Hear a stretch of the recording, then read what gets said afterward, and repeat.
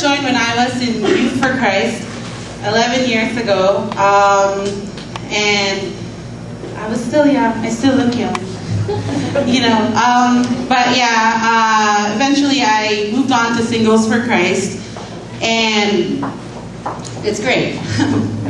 Okay, so tonight I will be talking about Christian family. But let me start off with, a few years ago, I worked as a case manager in a runaway shelter. I worked there for about 5 years, and I can honestly say that that was where I really learned about the realities of this world. I dealt with different kinds of people, mostly teenagers, and most of them went through abuse, poverty, drug addiction, prostitution, you name it, they dealt with it. And the thing is, that's the reality of today's society. And we see it, you know, we may not be encountering it in our everyday lives, but that's the reality. Sorry, my intro's a downer, but it'll pick up. Okay.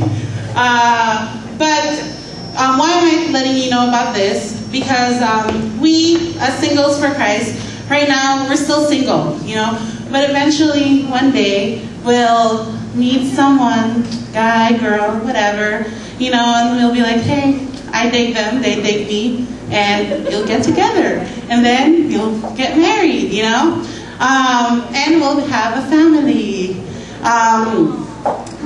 Thank you for my help. Okay, so, tough crowd, huh? Okay, please smile. I like to smile, so let's smile. Okay, but that's the thing, you know, we want to find ways to, before we even get married, we want to find ways so that we can be ready, you know, when we become parents, you know, when we have a wife or a husband, on how we can have a good Christian family. And in order for us to do this, we have to follow God's plan. But how do we go about doing that? Can I call on my Christian models? Ooh, the Christian models, come on up. Come on. Okay. You can be here in front of the mic. No, you can just stand. But okay, you can stay if you want. No. Sure, it's in order. Okay, so as you see, it reads, okay, CHRISTIAM. Hello, I'm Carmi. Where's T? Gerard, here's the letter T. Oh, Mr. T. I lost it. Where's the T? Uh-oh. You're holding it back. Oh my God. So these are my models. They're single. Some of them are taken. I don't know. They like long walks on the beach, romantic dinners.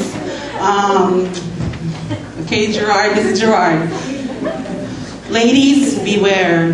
He can seduce you with his words. Okay, anyways. I think she got seduced. That's what she Anyways, okay, so it reads Christian. So, a few weeks ago, you heard a talk. Talk 3 was about what it means to be a Christian.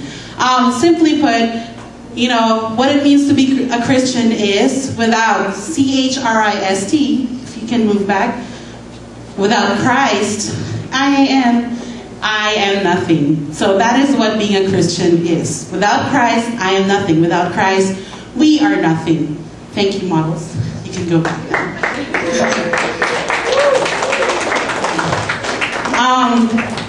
And having a Christian family is the same thing. Without Christ in the center of your family, it's pretty much nothing. You know, a life without Christ, you've heard it, is not as meaningful, is not as exciting. I say exciting because maybe you live an exciting life, even if Christ is not in your lives, but it's just, okay, you live your life, but with Christ, You try to be a better person every day. You try to be a better Christian.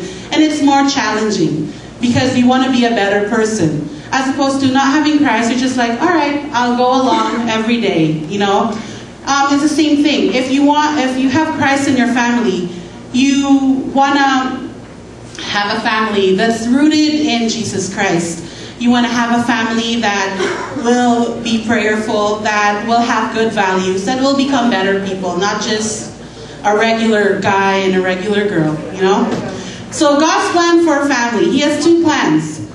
One is man, woman, come together, procreate, or have sex, and 9 months later, get pregnant, have a baby, you have your little children, and eventually you'll have your family, right? That's His plan. That's His first plan. Second is, once you have your family, you build them up to become good people, like I said earlier, to become Christians, good Christians who have good moral values. In a Christian family, this is a place where you transmit wisdom and values of life. You teach them you teach them how to respect others, do unto others what you do not want to be done unto you, the golden rule. You teach them to honor their elders. You teach them to be good people.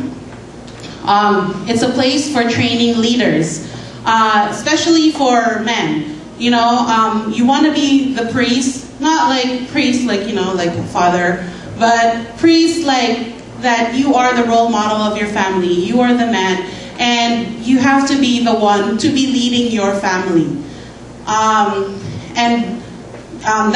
That's taught in your families as early, you know, as can be. Also, the family is a domestic church. This is also the place where you are taught to first learn how to pray by the Our Father, Hail Mary, Glory be, the simple prayers before you go to bed, Angel of God, all those prayers that we learn. And you're also taught, you know, examples of being a Christian. Like I said earlier, doing good unto others. You're taught to read the Bible. You're taught to do the sign of the cross. These are things that you first learn in your family. And as a Christian family, you present your family to God.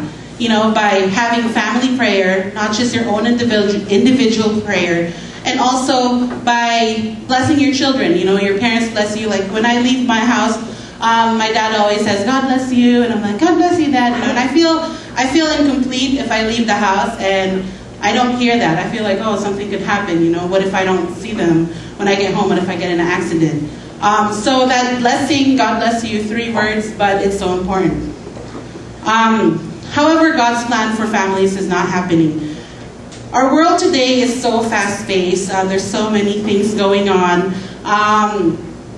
We're on the go. You know, sometimes you don't even have time for yourself. You don't even have time to think. I recently started working. For the past like 8 months, 9 months, I wasn't working because I took my boards, graduated, whatever, all that fun stuff.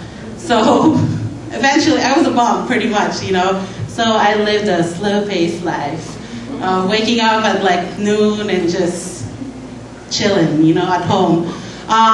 Then I passed my nursing board exams, and you know, eventually things started to kick up, and I have like 3 jobs. So now I live a fast-paced life. You can turn my sorrow into joy.